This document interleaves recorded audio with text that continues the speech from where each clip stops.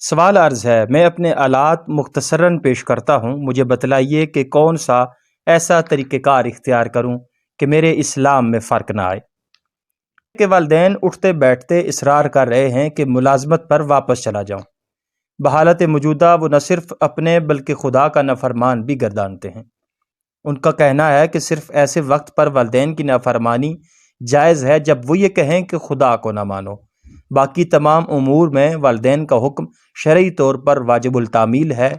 عنقریب وہ اعلان کرنے والے ہیں کہ نوکری پر چلا جاؤں تو بہتر، ورنہ میرا ان سے کوئی تعلق نہ رہے گا۔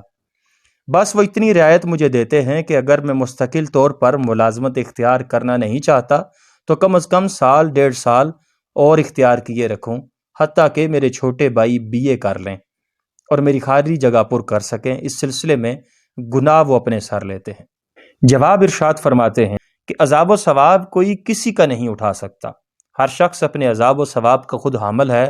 میرے کہنے سے اگر آپ کوئی گناہ کریں تو میں کہنے کا گناہ گار ہوں اور آپ کرنے کے گناہ گار ہوں گے۔ یہ نہیں ہو سکتا کہ آپ کے کرنے کا گناہ بھی کہنے والے کی طرف منتقل ہو جائے اور آپ اس وجہ سے چھوڑ دیے جائیں کہ آپ نے دوسرے کے کہنے پر گناہ کیا تھا۔ والدین کی فرمانبرداری صرف اسی حد تک ہے جس حد تک ان کی فرمانبرداری سے خالق کی نافرمانی لازم نہ آتی ہو۔ اگر وہ کسی معصیت کا حکم دیں تو ان کی اطاعت کرنا صرف یہی نہیں کہ فرض نہیں ہے بلکہ الٹا گناہ ہے۔